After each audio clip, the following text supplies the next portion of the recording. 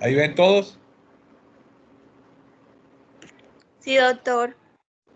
Listo, vamos a empezar. Entonces, vamos a hablar de aplicación parenteral de medicamentos. Como les había dicho a los compañeros de ustedes que antecedieron, se llama parenteral porque no va por la vía entérica, por la vía enteral.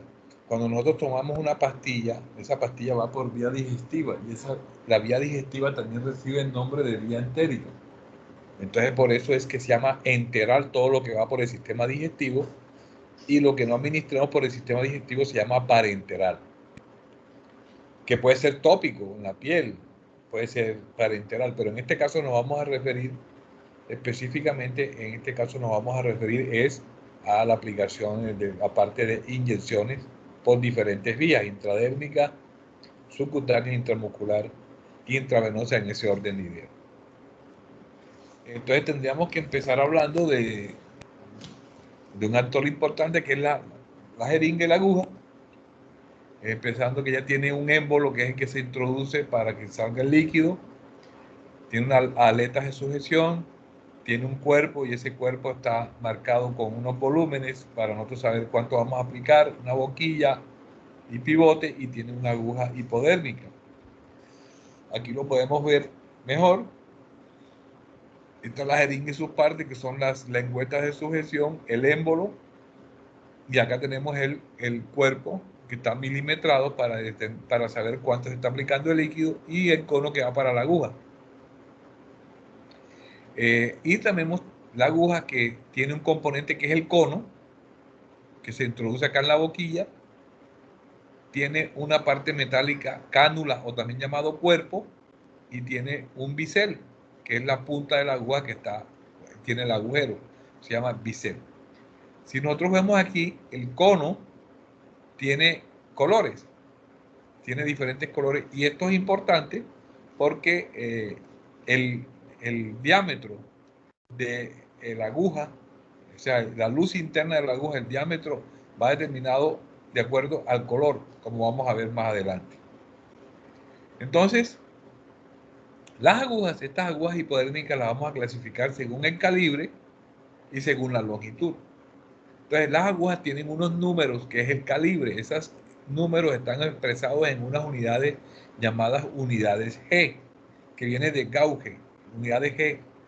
Entonces, por eso es que nosotros, en ejemplo, aquí tenemos una aguja que es color blanco y tiene un calibre 16. Tenemos una cono rosado, que es esta, tiene un calibre 18, y una cono negro que tiene un calibre 22. Aquí en las agujas se cumple esta premisa: a mayor número G, más delgada la aguja, y a menor número G es más gruesa la aguja. Si ustedes miran aquí, el cono blanco tiene 16G, es un número menor, y sin embargo el diámetro es mucho mayor, es más gruesa la aguja que por ejemplo, un cono negro, que es un número 22 y es mucho más delgada. O sea que es inversamente proporcional el número al diámetro. Y otro componente importante también de las agujas es la longitud. El largo de las agujas, que viene pesado en milímetros o también en pulgadas. Entonces podemos hacer la traducción de pulgadas a milímetros, porque ustedes van a encontrar en el sobrecito donde vienen incluidas la jeringa y la aguja, vienen establecidas estas características. O sea, una aguja de 1 pulgada quiere decir que tiene 25,4 milímetros. Eso equivale a 2,54 centímetros, 2 centímetros y medio. Si es de media pulgada, tiene 12,7 milímetros. Si es de 1 pulgada y media, 38,1 milímetros, que es la más larga, de pulgada y media, o de 1 pulgada y un cuarto de pulgada, 31,7, de 5 octavos de pulgada, 15,8, que es la más. Entonces, fíjense ustedes que ellas vienen determinadas, y entonces ahí en la bolsa donde viene específicamente determinada en pulgadas o en milímetros para ver la longitud de la aguja. Ahora, una misma aguja, o sea, de un calibre, puede venir en varias longitudes. ¿Qué quiere decir eso? Nosotros podemos tener una aguja con un calibre 27 larga, pero también tenemos una aguja con ese mismo calibre, o sea, el diámetro aquí, pero corta. ¿Sí?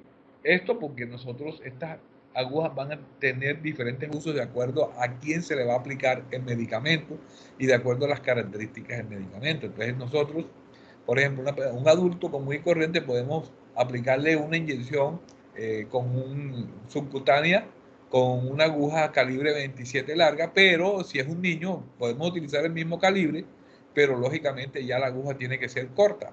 El calibre no cambia, ahí está cambiando la longitud. O en un anciano, por ejemplo, entonces es el mismo calibre, el líquido va a pasar bien, lo que cambia es la longitud, lógicamente porque no necesitamos una aguja larga en este sentido. Lo mismo una calibre 30 corta o una calibre 30 ultra corta. Esta calibre 30, pues si ustedes saben, a mayor número, pues mucho más delgadita es la aguja. Generalmente una calibre 30 extra corta se utiliza para inyección intradérmica. Generalmente se utiliza para eso, para inyección intradérmica. Aquí en esta tabla podemos explicar mucho mejor lo que les he venido diciendo. Entonces, las agujas, por ejemplo, ellas se clasifican de acuerdo al cono, de acuerdo al color del cono, y eso me da las características de calibre y longitud. Por ejemplo, las agujas que son un cono verde oscuro, ustedes las pueden diferenciar así, pueden hacer el estudio para que vean. Las que tienen el cono verde oscuro son unas agujas 14G, o sea, son unas agujas de un diámetro bastante grueso, porque ustedes saben que a menor número, mayor diámetro. 14G y tienen 1 pulgada de longitud, generalmente para tomas de muestras endovenosas o para envasar medicamentos. La rosada ya tiene un calibre que es 18G, un poquito más delgada, y vienen por 1 y por 1,5 pulgadas, generalmente para tomas de muestras endovenosas, para envasar medicamentos, por ejemplo, para aplicar la intramuscular, las penicilinas por vía intramuscular, se utiliza este tipo de aguja. Y tenemos una verde claro, que es la que se usa para toda la vía intramuscular, para inyección intramuscular en adultos, que ya es un calibre más delgado, 21G, por 1,5 pulgadas. Ahora, en algunas ocasiones, dependiendo del sitio donde se va a aplicar la ampolla intramuscular, si es en la nalga, podríamos utilizar 1,5 pulgadas. Si es en el deltoides, en el muslo, en el brazo, podríamos encontrar una 21G de 1 pulgada, o podríamos encontrar también una 23 con 1 pulgada y 1/4. Eso dependiendo de las características de la masa muscular que tenga la persona. Por ejemplo, podemos utilizar una 22G de este calibre con 1 pulgada, que generalmente se utiliza en el músculo deltoides, ¿sí? O se utiliza en niños mayores de 3 años. Ya en niños menores de 3 años, vía intramuscular, se utiliza una aguja que es mucho más delgada, ya es 23G y solamente tiene 1 pulgada. También puede utilizar la vía intramuscular en adultos, una 23G más 1 pulgada y 1/4. Dice ustedes, eso dependiendo de las características de cada quien. Y llegamos hasta acá abajo, donde tenemos la más delgadita en cuanto al diámetro, que es 30G por media pulgada. O sea, es muy cortica y muy delgadita, que el color generalmente es beige o amarillo pálido. Estas se utilizan para la vía intradérmica o en niños pequeños para la vía subcutánea. Entonces, yo quería explicarles esta tabla para que ustedes ya cuando fueran a revisar, cuando fueran a averiguar, ya supieran las características de la aguja de acuerdo a el color, lo que se utiliza, de acuerdo al calibre y de acuerdo a la longitud. De esa forma también podemos utilizarla en qué caso está indicada. Entonces ya entrando en el tema, entonces hablamos de la aplicación intradérmica. Sí, la aplicación intradérmica, en cuanto a absorción, la intradérmica es la vía más lenta en cuanto a la absorción. Sí, es la vía más lenta de utilizar. Ella se aplica superficialmente porque se aplica por debajo de la piel. Y precisamente esa superficialidad le permite observar reacciones. Cuando nosotros aplicamos por debajo de la piel, vamos a observar todo lo que sucede en el caso, por ejemplo, de buscar un efecto local, porque en la mayoría de los casos, la aplicación intradérmica lo que se utiliza para eso, para buscar un efecto, en este caso, para buscar una reacción, que por eso se utiliza para la prueba de procesos alérgicos. Por ejemplo, en alergología utilizan mucho las inyecciones estas intradérmicas de ciertos alergenos que se supone que la persona es alérgica, para determinar si verdaderamente es alérgica o no. Ahora, otra cosa importante en la aplicación intradérmica es que se debe escoger una zona que tenga poca pigmentación, poca vellosidad y poca queratinización, porque si no, no observamos el efecto que nosotros queremos observar, o la reacción o el efecto local que nosotros queremos observar. Entonces, es administrado a nivel tejido intradérmico. ¿Se utiliza en qué caso? Por ejemplo, prueba diagnóstica para alergias, o se utiliza para la vacuna de BCG, que es la vacuna de la tuberculosis. Se utiliza cuando nosotros estamos pequeños, recién nacidos, nos colocan la BCG, que es la vacunación contra tuberculosis. Se utiliza esta vía, la vía intradérmica. ¿Cómo se hace? Generalmente, yo les haya dicho que aquí lo que buscamos es una zona en la cual haya poca vellosidad, que haya poca queratinización y no haya mucha pigmentación. Por eso es que se busca la cara anterior del antebrazo y la región subescapular, debajo de la escápula. Ahí es los sitios donde nosotros podemos hacer la aplicación intradérmica con más cuidado y podemos observar mucho más la reacción que se pueda presentar. Aquí se manejan volúmenes pequeños, 0,1, 0,2 mililitros, no se utiliza más de esto, y utilizamos lógicamente una aguja delgada, una aguja número 26 o número 25, y siempre utilizarla de bisel corto, quiere decir media pulgada o máximo 1 pulgada, pero de ahí para adelante no se debe utilizar una aguja más larga, porque el objetivo no es introducir, profundizar la aguja. Acuérdense que la aguja va es por debajo de la piel subdermis.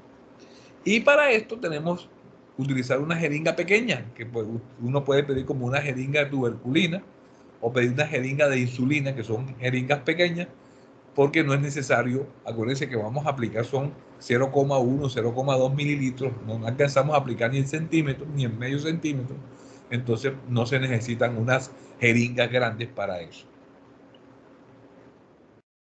¿Cuál es la técnica? Ahora vamos a ver la técnica en dibujo, pero primero vamos a explicar la técnica.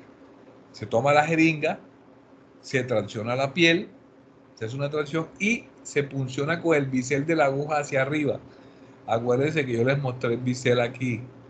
Este es el bisel que vaya hacia arriba, la punta de la aguja, y que muestra hacia arriba el bisel, allí, y se introduce en un ángulo de 15 grados. Ahora vamos a ver el ángulo de aplicación.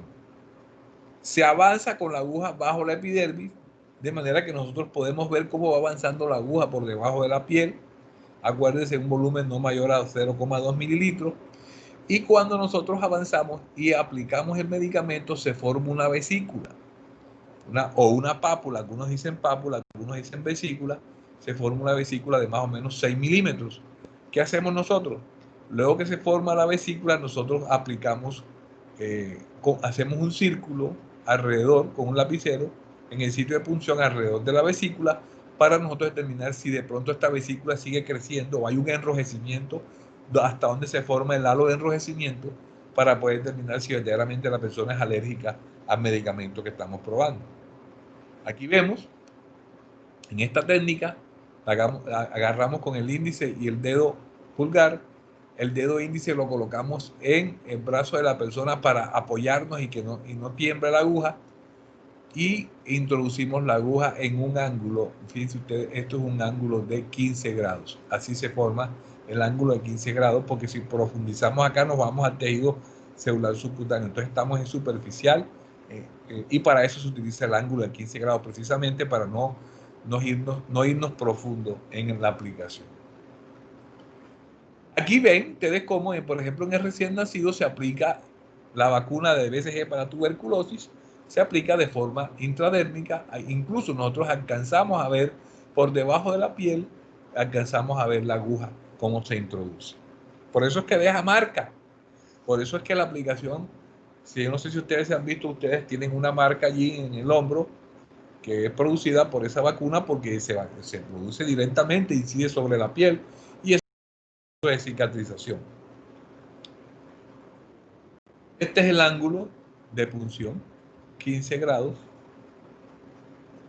Otra técnica sería con la mano dominante, introducimos la aguja y luego aplicamos, con la misma mano aplicamos la cantidad del líquido que vamos a aplicar y con la otra mano, con la mano no dominante, en este caso, ¿qué vamos a hacer con la mano no dominante? Vamos a agarrar aquí el brazo de la persona y lo agarramos ¿para qué? Lo agarramos para que la persona no levante el brazo, porque de pronto puede ser un niño que de pronto se asusta o una persona que sea muy nerviosa. Entonces agarramos aquí para que no levante el brazo y no se vaya a lesionar. Luego que se introdujo ya debajo de la piel, entonces presionamos el émbolo y aplicamos, depositamos aquí la cantidad de líquido que no es mayor a 0,2 mililitros e inmediatamente se va a formar la pápula o vesícula en este sitio, en la piel, y luego retiramos la aguja y vamos a marcar con un lapicero un círculo en el sitio donde se formó la vesícula o la pápula. Aquí vemos ángulo de 15 grados, introducimos la aguja, vamos viendo por debajo cómo va pasando la aguja, y luego que pasó la aguja completamente, fíjense que es una aguja corta, es una aguja de bisel corto, es una aguja número 26 o 25, delgada. Introducimos el líquido e inmediatamente se forma la vesícula y luego retiramos la aguja y marcamos con un círculo alrededor donde se formó la pápula. Es muy sencillo el procedimiento. Aquí vemos el sitio puede ser la cara anterior del antebrazo, o sea, aquí en tercio medio.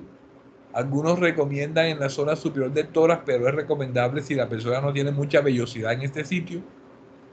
Y en la zona subescapular también se podría utilizar. ¿Qué tipo de complicaciones podría tener la aplicación intradérmica? Bueno, que se aplique el fármaco por otra vía, o sea que en vez de aplicarlo usted, por ejemplo, en vez de aplicarlo por vía intradérmica, se vaya a nivel subcutáneo o muscular, y esto es casi poco probable porque tenemos una aguja que es corta.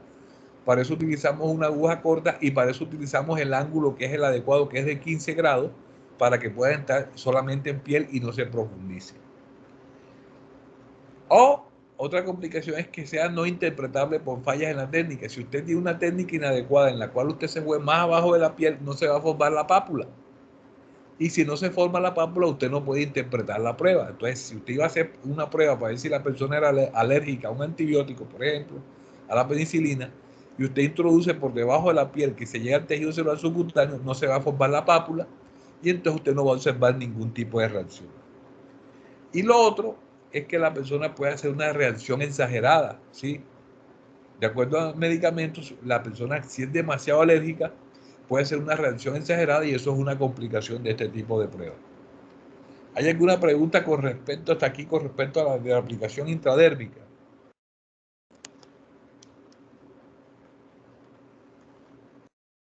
Jóvenes. Doctor, yo no entendí muy bien en la parte cuando dijo que si no se observa la pápula es porque la persona es alérgica al medicamento. No.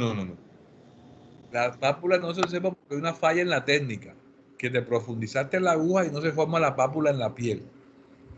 Que la reacción exagerada es una complicación que se puede presentar si la persona es demasiado alérgica al elemento que nosotros estamos aplicando, al medicamento. Ya, no tiene que ver una cosa con la otra, sino que no se interprete por fallas en la técnica quiere decir que no se forme la pápula. Y si no se forma la pápula, nosotros no podemos calificar si es alérgica a la persona o no. Y lo otro es que sí, se forme la pápula y todo, pero hay una reacción exagerada al medicamento, entonces ahí es una complicación que se puede presentar en algunos pacientes. ¿Está claro eso? Sí, señor, muchas gracias. Bueno, seguimos. Profesor, Sí. ¿y por qué hay veces que hacen la prueba solo para algunos medicamentos y para otros no? Generalmente se hace, es para la penicilina, porque generalmente nosotros hacemos reacción cruzada con la penicilina.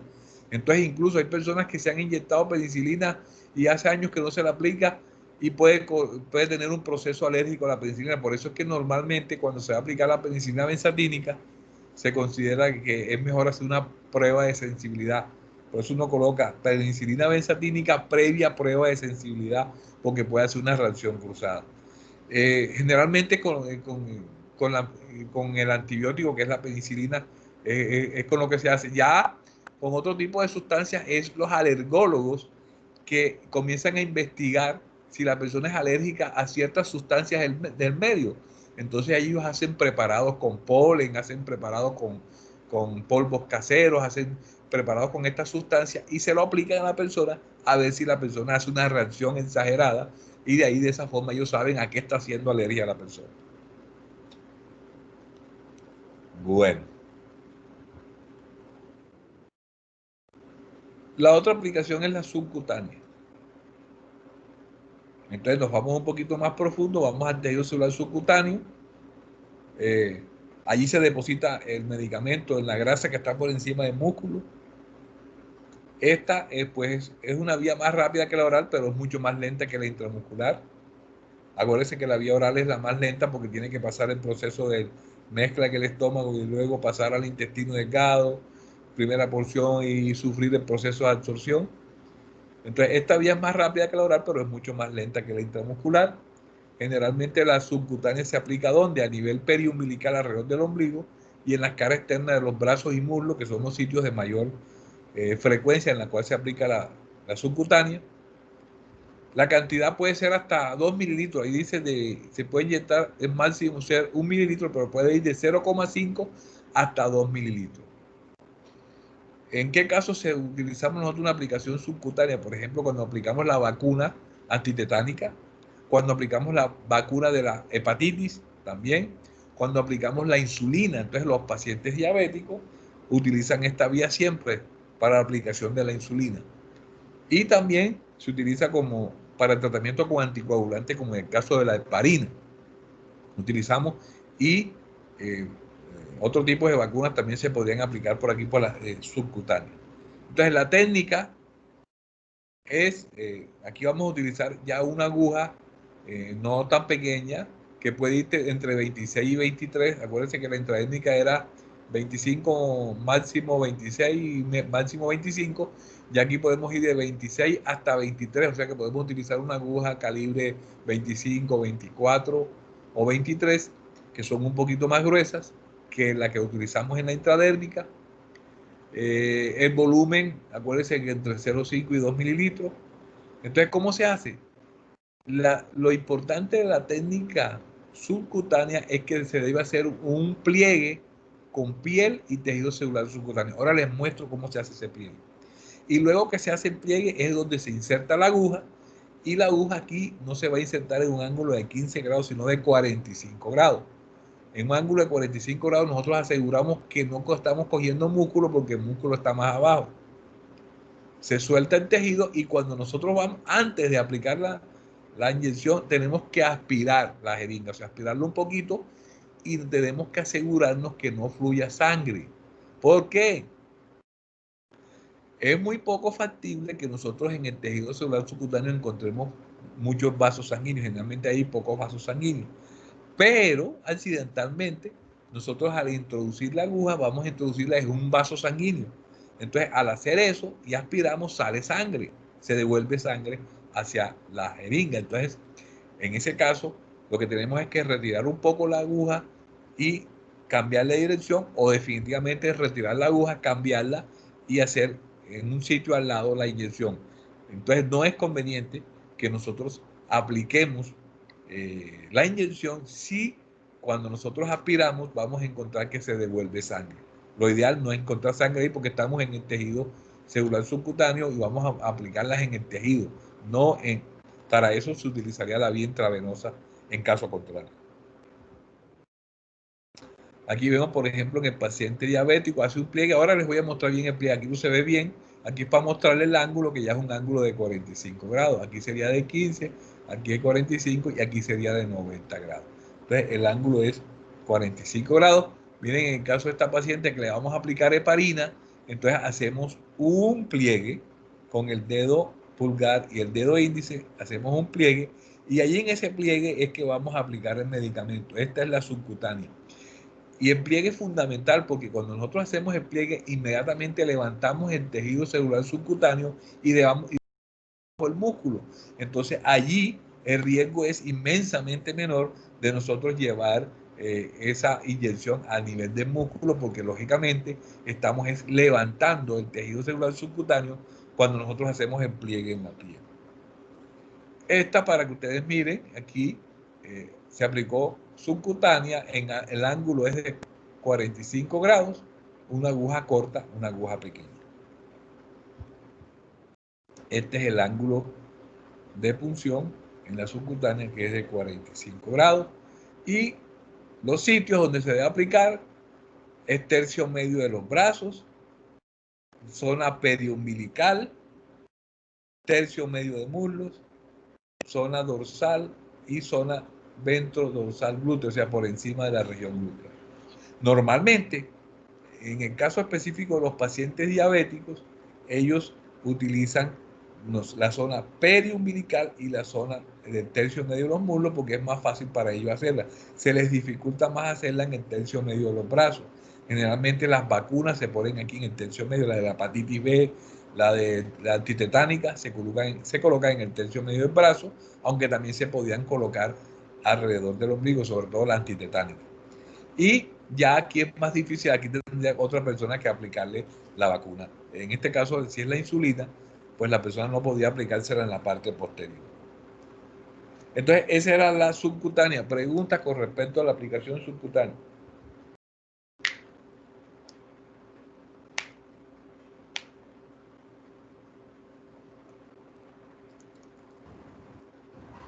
Jóvenes.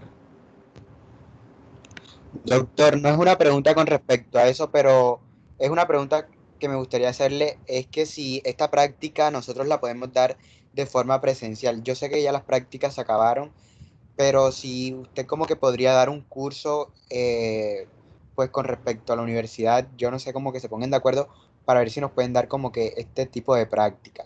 Porque estoy hablando con unos compañeros. Porque Sí, estoy hablando con unos compañeros en un grupo y a todos nos gustaría como que dar esa práctica presencial. a todos nos gustaría, hasta a mí también. El problema es, ¿aló, me escuchan? Sí, sí. El problema es que la pandemia está aumentando nuevamente, hay rebrotes. Ah, ok, le entiendo.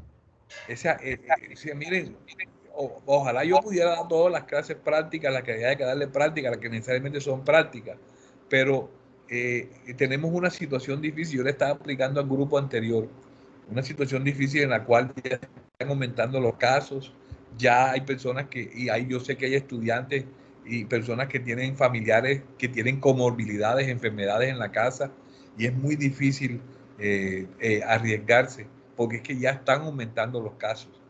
Entonces estamos como en este momento en una posición, hay un stand-by, a ver qué va a suceder, a ver, porque la idea es, y yo plantearía, ya nosotros la estamos pensando, la idea es que si esto continúa así, lógicamente no vamos a poder hacer este tipo de prácticas adicionales, pero podríamos el otro semestre abrir cursos en los cuales vamos a hacer hoy una clase práctica sobre administración parenteral de medicamentos. Entonces, aunque ustedes estén en quinto semestre, no importa, se hace la práctica, se inscriben los estudiantes y se hace para aquellos vacíos en los cuales quedaron. Eso serían actividades para el otro semestre arriba, pero en este momento no creo que las condiciones se presten. Tendríamos que averiguar, porque entre otras cosas, miren ustedes, que las prácticas se cuadraron de tal modo que no estuviesen muchos estudiantes en la universidad. Por eso se escogió, por ejemplo, en propedéutica, nosotros escogimos unas 3 semanas que estuvieron ahora en octubre. Pero también hay gente que está en anatomía ahora, ¿sí me entienden? Entonces, y hay gente que está en otros cursos. Entonces, la idea no es que estén todos los estudiantes en la misma época en la universidad, porque entonces no estamos haciendo nada.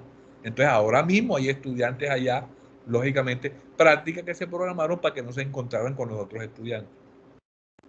Pero es muy difícil, yo sé que es muy difícil, yo sé que ustedes tienen esa inquietud, todos la tenemos. Entonces vamos a ver cómo solucionamos, cómo terminamos esta parte de este año, y el otro año, de acuerdo a las condiciones de la pandemia, podríamos definir ya otros tipos de cursos adicionales, de 2 horas en las cuales se hace la actividad, pero ya netamente práctica. Creo que quedó claro, ¿no? Sí, doctor. Entre otras cosas, la gente no está haciendo las medidas de protección. En Montería hubo caravanas de moto festejando Halloween cuando nunca en su vida habían hecho una caravana para Halloween y le hicieron. O sea, gente que Ya no tiene yo digo que conciencia de la situación que son estamos viviendo. asesinos, esa gente son asesinos, ignorantes, ya, y las fiestas y las parrandas y la gente no usa tapabocas y la gente en la calle. Entonces, esto es una situación grave, difícil. Y ustedes también, como están en el sistema de salud, deben propender de educar a la familia, a los amigos, a la gente del barrio. Yo sé que es difícil, pero es que tenemos que protegernos todos tenemos que protegernos y la única forma es educando a la gente. Bueno, entonces la aplicación intramuscular, ya nos vamos un poquito más abajo, va al tejido muscular, ella es más rápida que la subcutánea, pero lógicamente es más lenta que la IV. La vía intravenosa es la más rápida de todas en actuar. ¿Dónde se funciona generalmente a nivel intramuscular? En los glúteos, la cara externa de los brazos, o sea, en el deltoides, y en los muslos más o menos en el vasto lateral, pero la más común es en glúteo y en la región del brazo, en el deltoide. Máximo se pueden aplicar 10 mililitros, generalmente se aplican de 2 a 5, máximo 7, pero puede ser hasta 10 mililitros. ¿En qué caso está indicada la inyección intramuscular? Cuando se van a administrar fármacos que sean muy oleosos o muy acuosos o que no estén disponibles por la vía oral y no sea necesario aplicar intravenoso, no es una urgencia.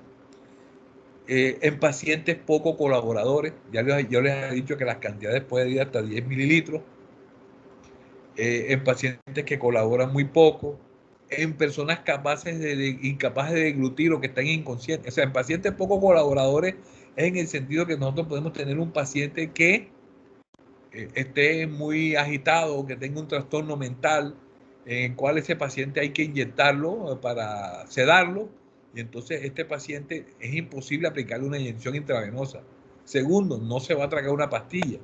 Entonces ese paciente se moviliza en lo que se puede y lo más fácil en este caso es aplicar una inyección intramuscular, porque por mucho que uno quiera, después que el paciente no se deja aplicar una inyección intravenosa a menos que esté completamente inconsciente. Entonces en esos casos se recurre a la inyección intramuscular, que entre otras cosas es la que más comúnmente nosotros utilizamos. Normalmente se aplica a una persona que tiene un dolor, ya cuando la paciente llega a una clínica o un hospital, pues ya se podría variar de acuerdo a las características del dolor, si se aplica intravenosa y si se quieren pasar líquidos, que no se pueden hacer por la vía intramuscular.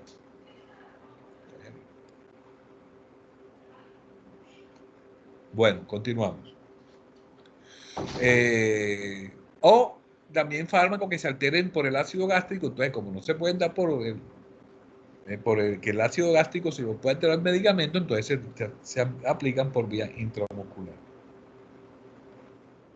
Entonces, la técnica, se pueden utilizar jeringas hasta 10 mililitros. Ahora depende, si nosotros vamos a aplicar un medicamento, que todas estas ampollas tienen 2 mililitros, 3 mililitros hasta 5, pues utilizamos jeringas de 5 mililitros, pero si ya se va a aplicar mayor cantidad, mejor es utilizar una jeringa de 10 mililitros de capacidad. Y fíjense ustedes que ya la aguja que vamos a utilizar aquí es una aguja más gruesa, ya es una 22 a 18G, o sea, son agujas más gruesas de un mayor calibre. Y entonces, en el caso que haya que preparar, se utiliza una aguja número 19. ¿Qué es eso de preparar? Bueno, me explico. En el caso específico doy el ejemplo de la penicilina benzatínica, o sea, Bezetacil. El Bezetacil viene en frasquitos y viene en un polvo. Él viene en polvo, Bezetacil. Entonces hay que preparar la mezcla, o sea, hay que preparar la suspensión. Entonces tenemos que coger una aguja, vamos a utilizar la jeringa, pero con una aguja número 19, retiramos agua destilada de la bolsa y la aplicamos ¿en dónde? En el frasquito donde está el polvo de la penicilina benzatínica. Y batimos bien para hacer la suspensión. Esa es la aguja que se debe utilizar en ese momento para eso.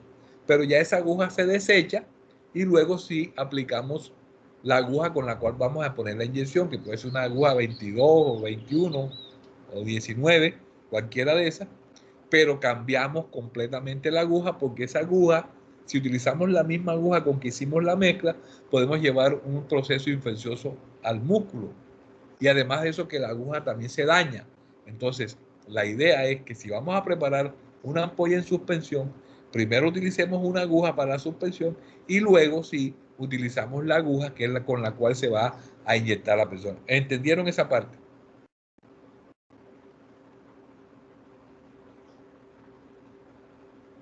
¿La puede volver a repetir, doctor, por favor? Sí. Mira, que si, cuando nosotros vamos a preparar, hay algunas ampollas que no vienen líquidas, sino que vienen en polvo, en el frasquito. Por lo cual tenemos que agregarle a ese polvo agua destilada. Entonces, la aguja que vamos a utilizar para eso no es la misma aguja con que vamos a inyectar a la persona. Utilizamos la aguja, hacemos la preparación, ya después que esté listo la preparación, la suspensión lista, quitamos esa aguja y sí ponemos la aguja con la que vamos a inyectar a la persona, con el objeto de no llevar una bacteria ya utilizando la aguja para una y otra cosa. Ahora sí. Sí, señor. Limpiar el área con algodón, alcohol, en forma circular, de adentro hacia afuera, limpiamos el área en forma circular. Con una mano se estira la piel. Aquí, fíjense ustedes que es diferente la intramuscular a la subcutánea. En la subcutánea hacíamos un pliegue. Aquí no, aquí a todo lo contrario. Vamos a estirar la piel para que la aguja entre en forma perpendicular mucho mejor. ¿Sí? Y se inserta la aguja y ya no es un ángulo de 45, sino que es un ángulo de 90 grados. Con un movimiento rápido y seguro, ¡pran!, colocamos la inyección. Nuevamente, y aquí con mucha más razón, debemos aspirar la jeringa para asegurarnos de que no refluya sangre, y si no refluye sangre, inyectamos lentamente la solución.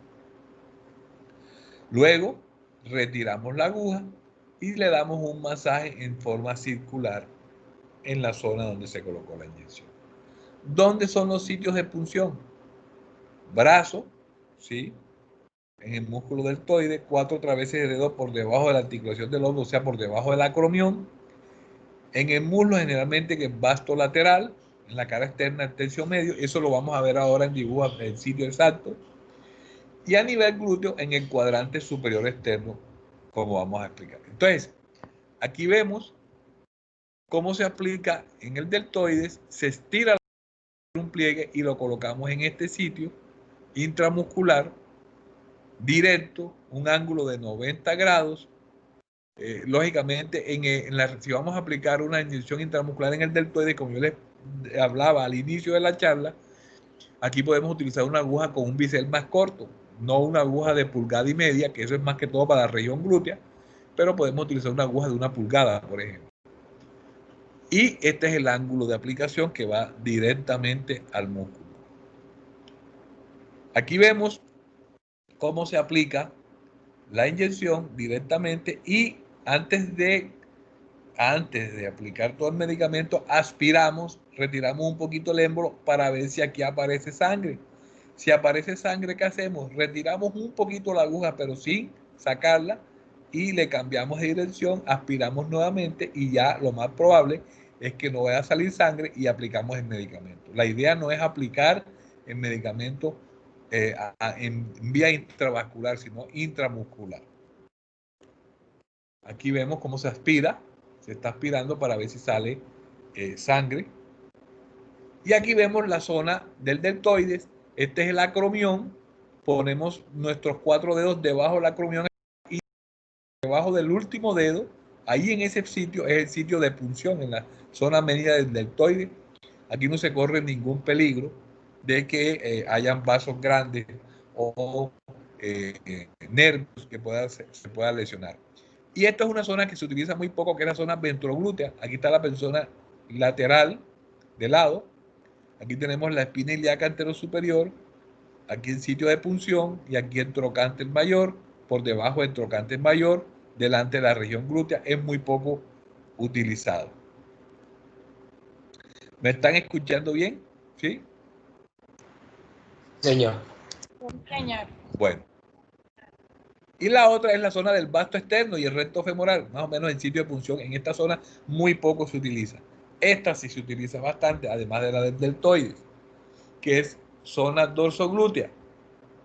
Entonces, si ustedes ven de este lado, nosotros vamos a tener aquí salida de arterias, aquí llegan arterias, salen venas, las glúteas superiores están en esta zona, aquí tenemos el nervio ciático, todo esto tenemos el nervio ciático, entonces, por lo cual el cuadrante superior interno es muy peligroso y riesgoso, lo mismo que el cuadrante inferior interno. Entonces, lo ideal es dividir la nalga en 4 cuadrantes con una línea vertical por todo el centro de la región glútea y una línea horizontal por todo el centro. Así, al hacer esto, vamos a tener 4 cuadrantes, un cuadrante superoexterno, superointerno, inferoexterno e inferointerno. Lo más seguro para aplicar la inyección es en el cuadrante superior externo de la nalga, porque ahí no vamos a encontrar, en este cuadrante ya no vamos a encontrar las arterias y venas, el paquete vascular, ni tampoco vamos a encontrar el nervio ciático. Y incluso algunos se aseguran más y ese cuadrante superior externo lo dividen también en 4 cuadrantes y se aplican en el cuadrante superior externo de ese cuadrante superior externo. De esa manera nos estamos asegurando que si aplicamos la inyección ahí, no se va a correr el peligro de hacer una infiltración a nivel vascular o una lesión del nervio. Ese es el sitio donde se va a aplicar, más o menos.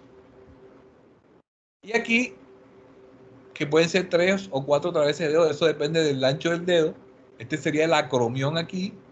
Ponemos los dedos acá y por debajo del último dedo donde lo coloquemos, ahí está el sitio exacto para aplicar la inyección en el hombro, en la región deltoidea. Y miren ustedes que el nervio radial pasa por acá, que no tiene ninguna injerencia en esto y no lo vamos a lesionar.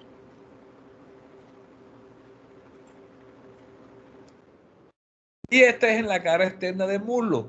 Más o menos trazamos una línea imaginaria que va desde ¿dónde? Una banda que va desde el trocánter mayor, aquí, hasta la rótula, y en el tercio medio, o sea, en la zona media entre el trocánter mayor y la rótula, en la parte lateral, allí se podría aplicar ese punto medio, se podría aplicar la inyección en la cara externa del muslo. El ángulo de punción intramuscular, donde aplicamos intramuscular en el recto femoral, dorsoglútea, que es la más común, ventroglútea muy poco utilizada, más se utiliza la dorsoglútea y la deltoidea. Estas dos son las que más se utilizan. Complicaciones. ¿Qué complicaciones puede tener? Que lesione el nervio, que lesione una arteria, que se forme un absceso, que puede ser un absceso estéril, un absceso séptico, quiere decir que estoy llevando bacterias allá por una mala asepsia. Otra complicación es que la aplique por otra vía, que en vez de aplicarla intramuscular, la aplique subcutánea. Y acuérdense que a nivel subcutáneo no se puede aplicar esa cantidad de líquido. Y eso puede ser muy irritativo. O que se forme un granuloma. Un granuloma es un endurecimiento, se forma un quiste y se produce un endurecimiento, lo que se llama granuloma. Entonces hay que operar al paciente para retirarle este quiste.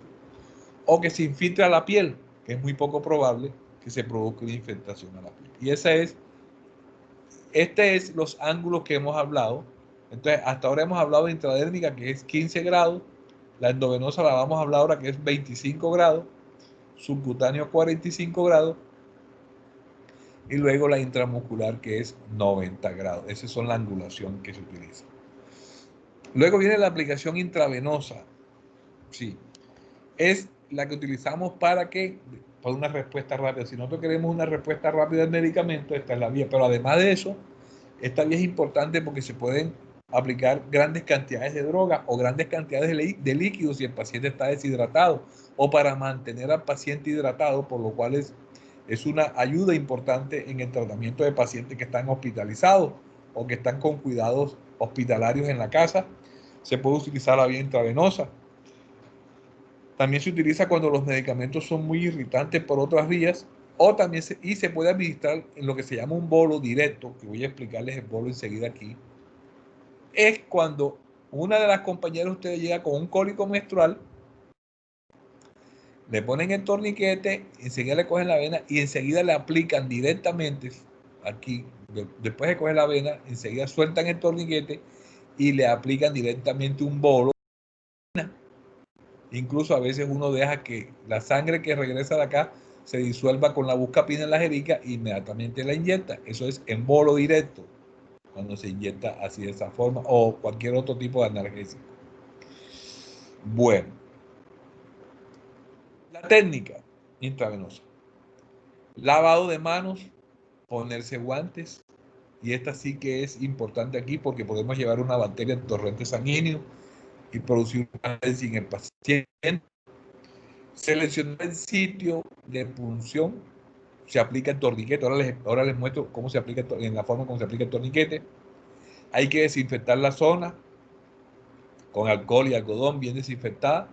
Se inmoviliza la vena que ya está dilatada porque tiene torniquete y la ubicamos con el dedo pulgar e inmediatamente introducimos la aguja, y la aguja no debe ir en un ángulo de 45 grados. Aquí hubo una equivocación, sino de 25 grados. Ojo con eso. 25 grados. Se perfora la piel más o menos 1.5 centímetros paralela a la superficie cutánea en un ángulo de 25 grados. Y tenemos que observar que si estamos en vena, inmediatamente se produce ¿qué? Retorno de sangre. Eso nos está diciendo que estamos en vena. Ya apenas sale la sangre, liberamos el torniquete, quitamos y se inyecta el fármaco. O en el caso, por ejemplo, de que vamos a dejar un tapón heparinizado, que es un taponcito que se pone allí en ese sitio para, por intermedio del tapón, ir aplicando medicamentos intravenosos, inyecciones intravenosas, o de lo contrario, se coloca el equipo de venoclisis, que es donde se van a pasar los líquidos y también se van a pasar medicamentos por un equipo de venoclisis. Aquí vemos que para esto, si vamos a canalizar al paciente, si el paciente va a quedar canalizado, se utiliza el sistema de venoclisis, que es lo que se llama los Avocat, que son estos aparaticos. Aquí esto es un Avocat, que es una aguja también, pero que es una aguja que tiene las siguientes características. Esta aguja, por dentro, es que va la aguja en metálica, en material duro. Ella va metida en una camisa que es plástica. ¿Qué sucede? Que cuando nosotros introducimos esto en la vena y ya sale sangre aquí, ya nosotros tenemos que retirar lo que va adentro porque eso podría dañar la vena, porque es un material duro. La retiramos y ya quedaría este material que es plástico de la vena, que es el Avocat que queda allí, y es el que vamos a conectar al equipo de venoclisis. Ya, porque ya el paciente está canalizado y retiramos el material duro dentro. Si ustedes miran, estos catéteres de venoclisis tienen las mismas características con respecto al número y al grosor o al diámetro. Si ustedes ven, un G14 es un diámetro bastante ancho de un catéter de esto, de un Avocat, mientras que 1.22, miren ustedes que es más delgado y más corto.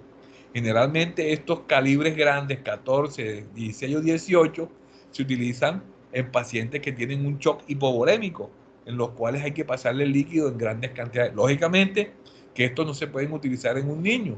En un niño se utiliza un calibre 22 o incluso uno 24, porque normalmente puede producir un daño importante a nivel de la vena cuando se toma.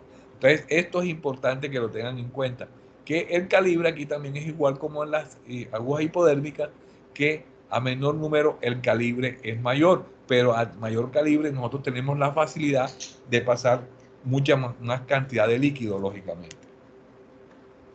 Aquí vemos, el torniquete está puesto. Esto no se deja señalizar aquí. Aquí tenemos el torniquete, está puesto.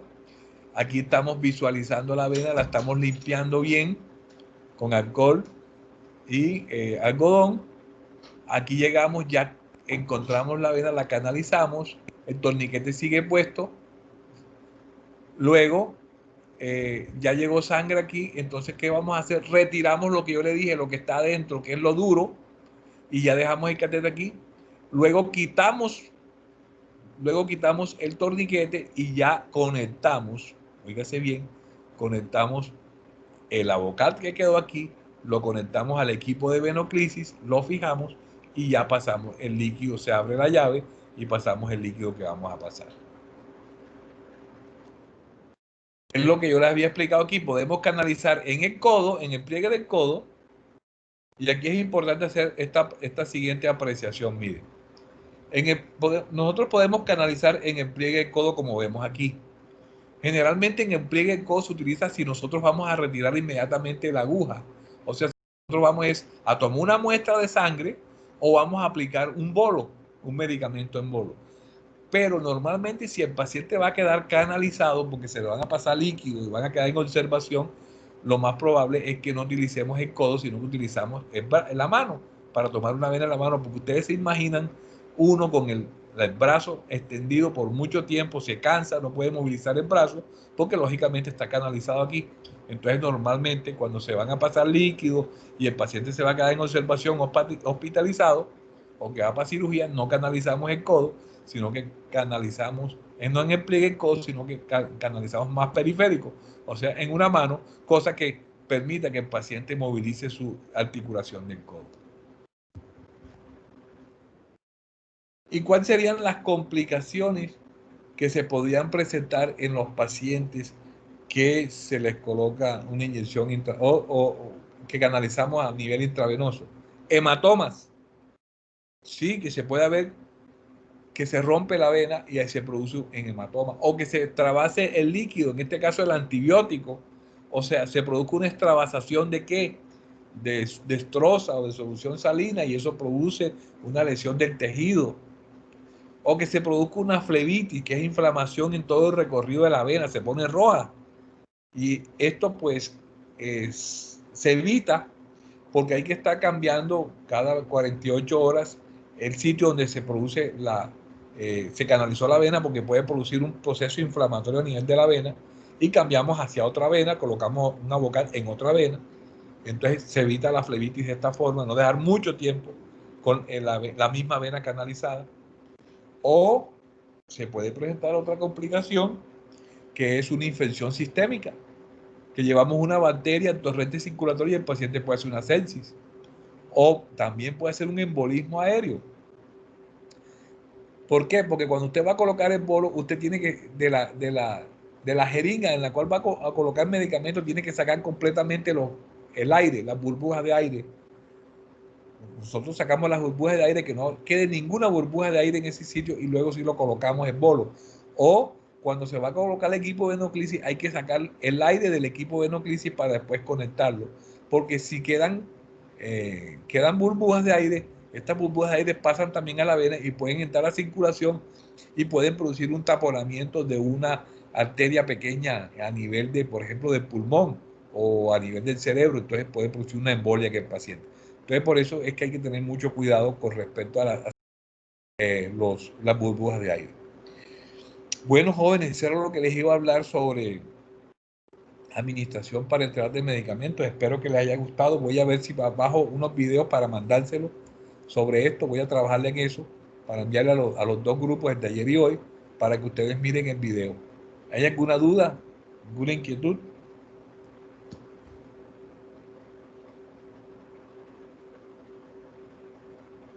Jóvenes, ¿se durmieron? No hay, doctor. No, profe, todo está claro. Muchas Bueno, gracias. vamos a ver. Gracias. Pico sí vino. ¿Dónde está Pico? Álvaro.